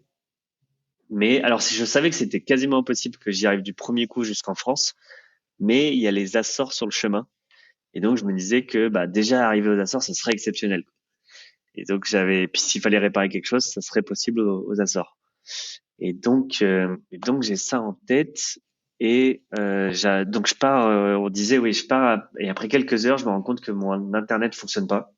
Bon, donc je suis même pas, je vois encore la Guadeloupe, je vois que l'internet fonctionne pas. Là, j'ai bien les boules quand même parce que bah voilà, question sécu, je voulais communiquer aussi sur mon aventure pendant la course. Et en fait, bah là, je repars quasiment dans les mêmes conditions que à la mini où c'est interdit.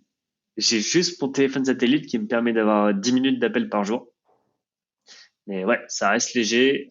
J'ai un petit peu fait mon stage de moine tibétain là sur le retour aussi. Pas de contact, t'as rien, un truc. Puis autant dans la course, t'es dans ton truc, t'es à fond. Autant en mode voyage, tu réfléchis quoi. T'as le temps de penser et de t'ennuyer. Et ça change mentalement le fait de savoir que tu es vraiment solo là sur le retour, parce que bon, tu disais que tu as croisé personne sur la mini pendant 10 jours, mais tu sais que tu as quand même des gens autour de toi, une organisation qui, je Bah suppose, oui, veille oui, quand même oui. un peu au grain. Là, pour le coup, Oui, tu es il y a solo, une solo, quoi. sécu. Bah ouais, il y a une sécu, il y a tout ce qu'il faut. Non, non. Puis on est quatre, tu vois, la mini transat, on est 90 au départ, on est 86, 87 à l'arrivée. Donc Ouais. oui, c'est dur, mais tu peux y arriver au bout, quoi. Comme il y a les vents qui te poussent dans le bon sens, ça va. Bah, le retour, il y a jamais personne qui l'a fait. Donc puis il y en a qui ont essayé, qui ont pas réussi. Et donc ouais, là t'es tout de suite plus dans un environnement de survie. Tu vois, c'est plus la compétition, là, faut y arriver, quoi. Mhm. Et ça se passe plutôt bien les premiers 10 jours, 15 jours. Sauf que, en fait, je suis monté assez nord et bah, forcément, je savais, c'est plus tu te rapproches de l'arrivée, plus c'est dangereux, plus tu as ces tempêtes, dépressions du nord. Et j'ai mon bateau qui est pas en bon état. Et là, j'ai mon safran qui casse. Donc, j'ai plus qu'un des deux safrans. Et sur ces bateaux, c'est vraiment, on a deux petits safrans de chaque côté. Dès que le bateau il penche un peu, bah, le safran au vent, il sort, quoi. Et du Mhm. coup, moi, j'ai mon safran sous le vent qui pète. Et là, c'est vite la galère, quoi. En plus de ça, j'ai ma grand voile qui lâche, qui se déchire, donc j'ai plus de grand voile. J'ai ma quille qui commence à prendre du jeu, ma quille qui bascule. En fait, j'ai vachement de jeu dans ma Wow. quille. Et ça fait trembler tout le bateau. Donc je flippe vachement que ma quille reste en place. Si j'ai plus de quille, le bateau il se chavire, il se met à l'envers. Donc je flippe beaucoup pour ça. Mais le safran, en fait, bah j'ai beaucoup de mal à diriger le bateau. Et comme de par hasard, c'est le moment où je vais me prendre le plus de tempêtes, forcément. Et voilà, donc et en plus, ouais, on est à 2 jours alors j'en prends déjà des belles, 35 nœuds, 3 mètres de vague. Je me fais déjà bien retourner et je vois bien que je vois bien que c'est déjà le très limite. Mais Parce que, attends, si tu perds ta quille, que le bateau se retourne, t'as comme sur les plus gros bateaux, des zones sécurité où tu peux, enfin, t'as de quoi t'as quelque chose qui est prévu pour éviter que, tu vois, que ça prenne l'eau immédiatement et que tu coules tout de suite ou... alors le bateau, s'il se retourne, il coule pas. Mais par contre, le truc, on a des balises de détresse à bord qui, avec les satellites, nous situent. Et on a un petit radeau de survie à l'arrière. Et voilà, faut essayer de vite monter dedans. Pas forcément quitter le navire tout de suite. Ça, c'est important d'essayer de rester avec le bateau le plus longtemps possible pour le retrouver plus tard s'il y a un problème. Mais au moins, toi, être en sécu dans ton radeau, quoi. Ok, ok. Donc t'as quand même un radeau, t'as des Et des balises balises.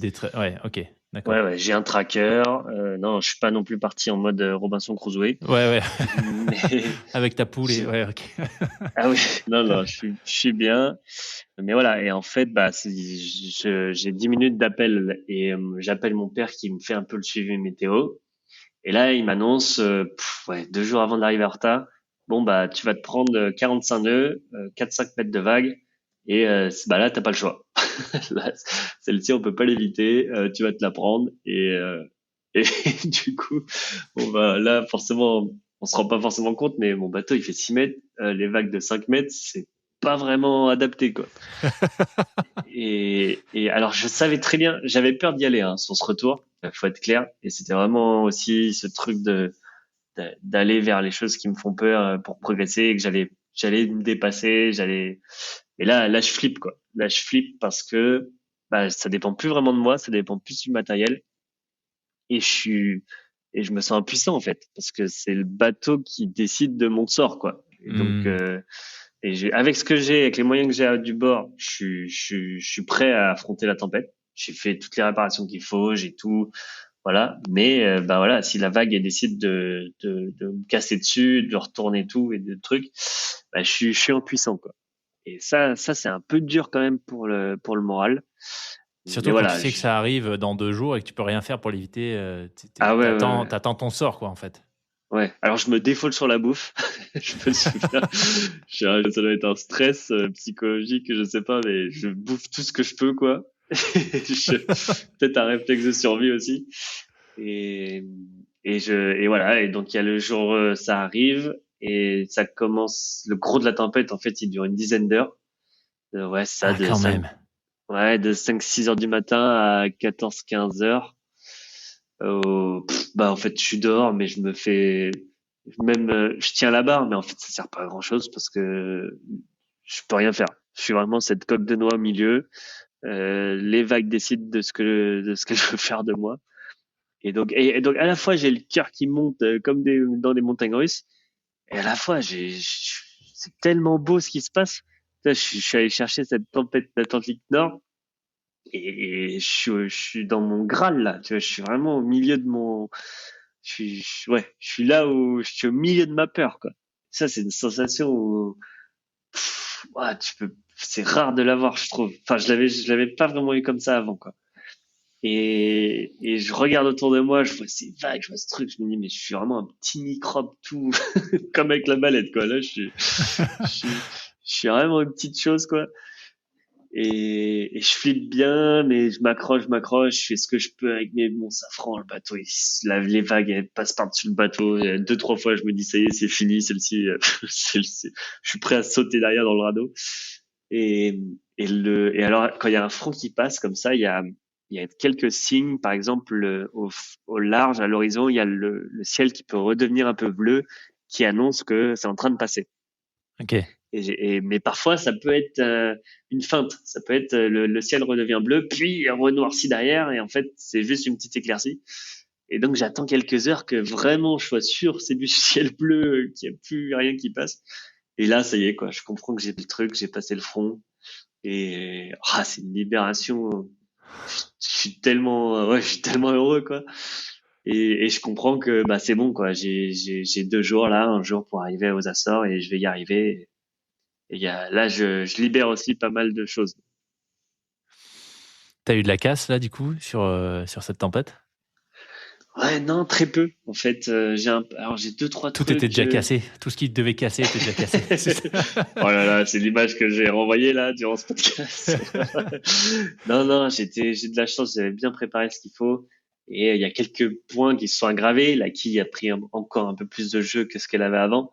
Mais non, j'ai pas cassé plus que ça. Euh, ouais, non, j'avais bien tout attaché, bien tout solidifié. Donc non, à part mon petit ego face à la nature, j'ai rien qui tout allait bien. Quand tu arrives aux Açores, t'étais attendu sur place? Les gens savaient qu'il y avait un fou furieux qui tentait la traversée dans l'autre sens? Ou c'était la surprise pour la plupart des gens?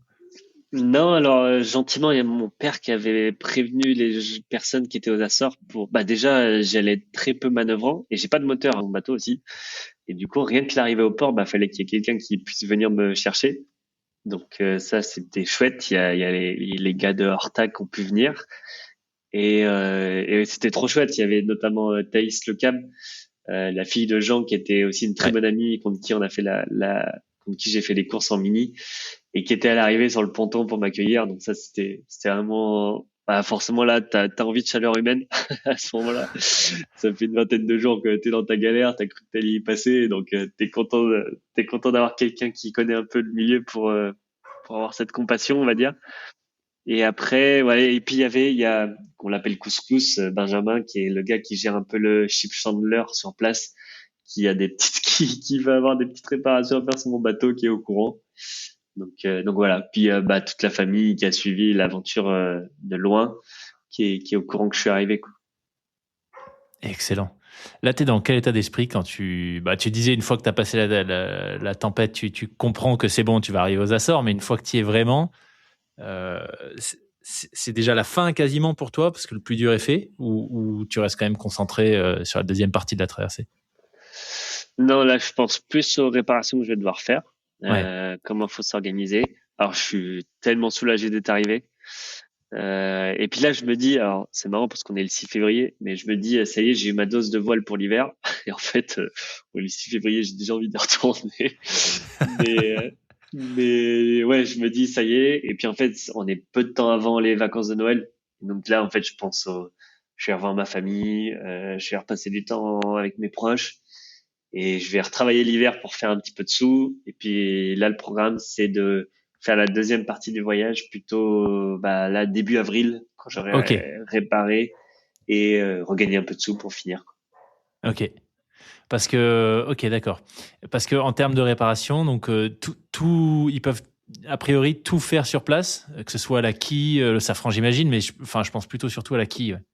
Non, malheureusement, il y a des pièces que j'ai dû refaire faire en France, Ok, notamment pour la quille, les bagues, les paliers autour de la quille qui sont refaits en France. Et il y a deux petits trucs aussi que je suis obligé de refaire faire en France, mais les deux, ça rentre dans les poches d'un manteau, hein. ok, C'est ouais. tout, c'est dingue parce que c'est des toutes petites pièces qui sont hyper importantes et qui déterminent si tu vas t'en sortir ou pas. Mais ça suffit, quoi. Et puis par contre, le casque de safran, ouais, la partie de safran qui est cassée, ça, c'est réparé sur place. Ok, d'accord. Waouh, hallucinant. Est-ce que question peut-être un peu bizarre, mais enfin je sais pas, dans le milieu de la voile peut-être pas, j'en sais rien, mais je te la pose. Est-ce que tu noues une relation un peu spéciale avec ton bateau quand tu passes à travers, tu vois, des galères comme ça et que tu passes autant de temps dessus? Tu le personnifies un peu, enfin tu vois ce que je veux dire? Est-ce que ça devient un peu une entité qui a sa propre âme, à qui tu parles, tu vois, avec qui finalement avec qui tu partages le voyage, ou ça reste pour toi un outil et un moyen de te déplacer? Ouais, on a l'habitude souvent de dire qu'un bateau a une âme. Alors moi c'est marrant, je l'ai appelé Lily, mon bateau. Ok. Donc je l'appelais tout le temps Lily, Lily. Et même les gens autour de moi avaient bien compris que on s'adressait à Lily. Et c'était alors par contre je l'ai détesté aussi hein, Lily parce que les moments de galère où elle casse tout le temps et qu'elle me laisse pas gagner mes courses et tout, j'étais pas content quoi. Mais c'est plus, ouais, en fait, je la trouvais exigeante. Tu vois, c'est marrant, j'étais en mode, mon bateau, il est hyper exigeant, et du coup, mais par contre, hyper rapide, et du coup, il faut que je sois à la hauteur de son exigence pour faire un bon duo, quoi, un Mhm. bon match. Et j'étais pas forcément trop à lui parler, mais par contre, on est hyper concentré à se connecter à son bateau dans le sens, un peu comme un pilote de voiture, à ressentir ressentir l'équilibre du bateau, les bruits. Les bruits, c'est hyper important. Quand on est à l'intérieur et que ça résonne, on arrive à savoir si on n'est pas bien réglé, si le bateau tape et que là ça abîme, ou si ça, au contraire, ça coule bien dans les vagues. Parce que le vent forcit, ça nous donne aussi des informations tout de suite avec les vibrations, qui avec ouais, les bruits. C'est très au bruit, hein, plus qu'au visuel presque. Ok. Hyper intéressant. C'est quoi les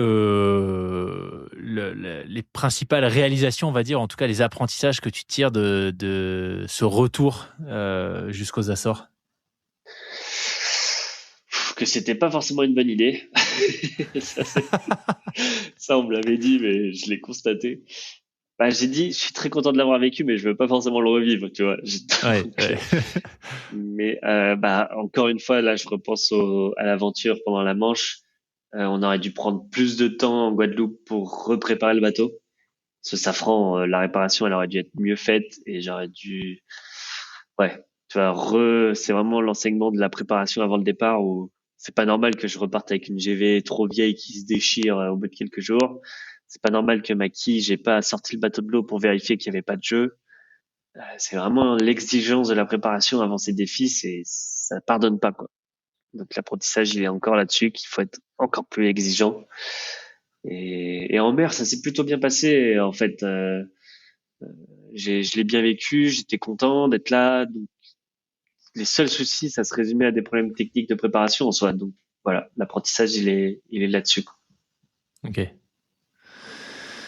Excellent. Donc là, tu disais retour en Suisse. L'objectif, c'est de réunir les fonds. J'imagine récupérer un peu pour finir cette traversée en avril. Il y a des challenges aussi à cette période sur cette section-là ou pas, ou ça peut pas être pire que ce que tu as déjà fait.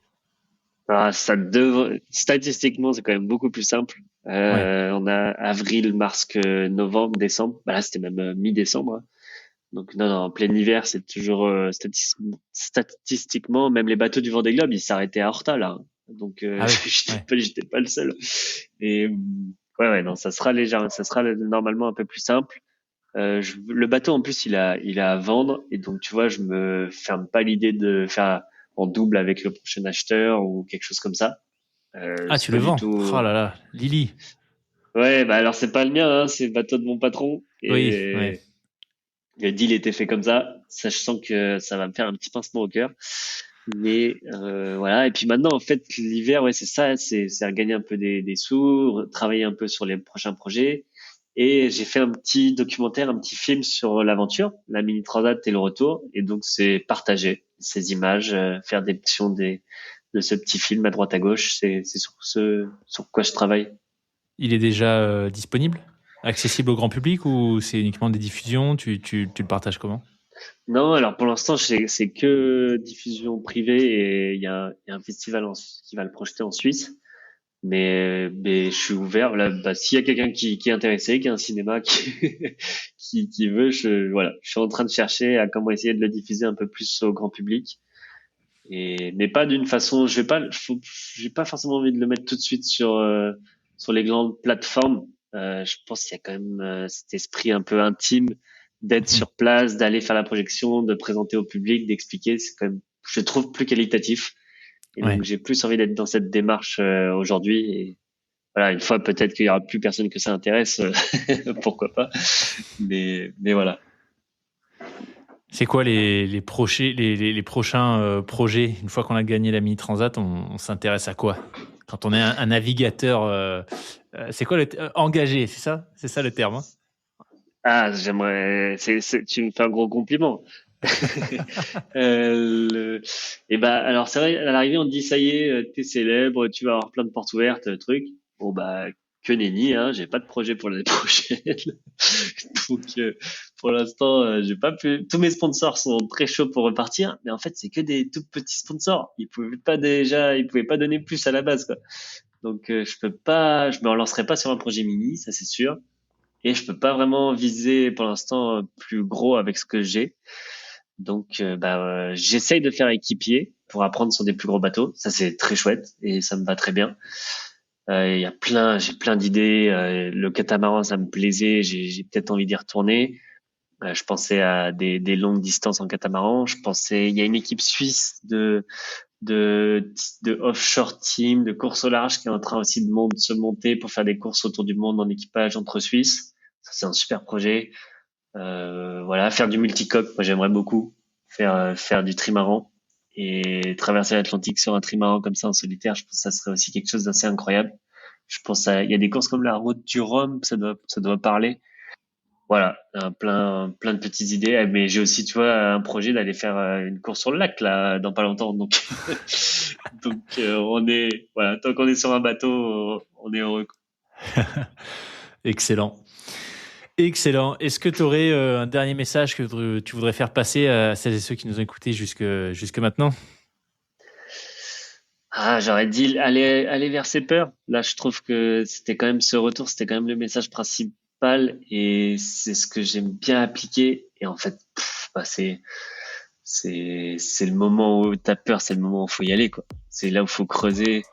Et ouais, ça pousse forcément, même si ça va pas au bout ou que ça va pas très loin, il y a forcément de l'apprentissage.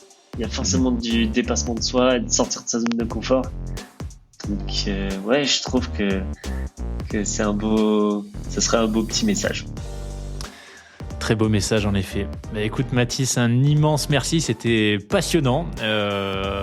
Peut-être en particulier parce que justement je connais assez peu l'univers de la voile, donc c'est toujours méga intéressant d'avoir un témoignage comme le tien de quelqu'un qui baigne dedans et qui en plus performe et réalise des premières vraiment super intéressant. Merci beaucoup.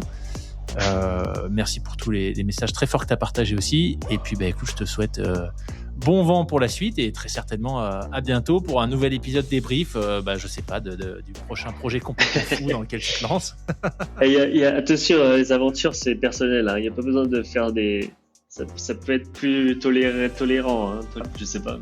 Il n'y a pas besoin d'aller traverser l'Atlantique pour non, exactement, ouais. Chacun son aventure. Mais bon, il se trouve exactement. Que toi, celle que tu réalises, voilà. Le premier bisou, c'est une grande aventure, hein, tu vois. Voilà, exactement. Exactement. Non, merci à toi, écoute, c'était chouette. Merci beaucoup Mathis, à une prochaine. Bon vent. Bon vent.